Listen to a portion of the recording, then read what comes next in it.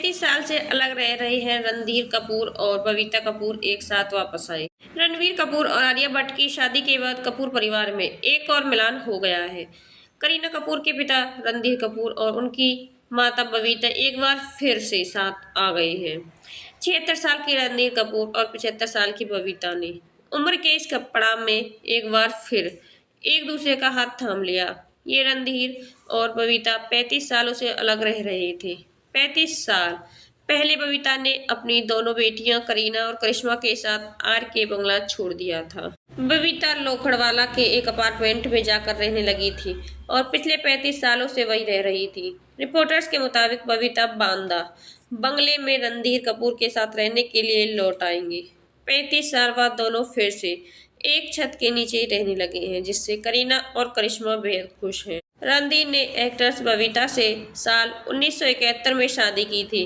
दोनों की ये लव मैरिज शादी के बाद बबीता ने फिल्मों में काम करना बंद कर दिया था। हिंदुस्तान टाइम्स को दिए एक इंटरव्यू में रणधीर कपूर ने अपने पिता के रिश्तों पर बात करते हुए इस बात का खुलासा किया था कि आखिर वो दोनों अलग क्यों रहने लगे।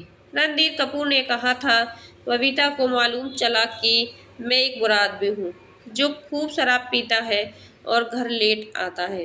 ये सब ऐसी बातें थी जो उन्हें पसंद नहीं थी। मैं भी वैसे नहीं रहना चाहता था जैसा कि वो चाहती थी, और वो मुझे वैसे कबूल नहीं करना चाहती थी जैसा कि मैं था।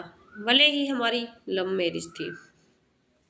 हमारे पास देखरेख के लिए 2 प्यारे बच्चे थे। बबीता ने उनकी परवरिश बेहतरीन ढंग से की और बड़े होकर बच्चों ने अपना करियर कमाल के तरीके से स्थापित किया। एक पिता के तौर पर मुझे और क्या चाहिए था। रणधीर और बबीता भले अलग रहते थे, लेकिन हर फंक्शन में दोनों साथ जाया करते थे। रणधीर कपूर ने आगे कहा था कि बबीता उनकी जिंदगी का एक महत्वपूर्ण हिस्सा है।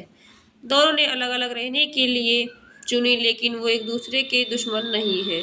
जब रणधीर कपूर से पूछा गया कि उन्होंने बबीता से तलाक क्यों नहीं दिया, तो उन्होंने कहा कि हम तलाक क्यों लेंगे, मुझे दोबारा शादी नहीं करनी और ना ही उन्हें फिलहाल। तो पूरा परिवार के लिए ये किसी बड़ी खुशखबरी से कम नहीं है।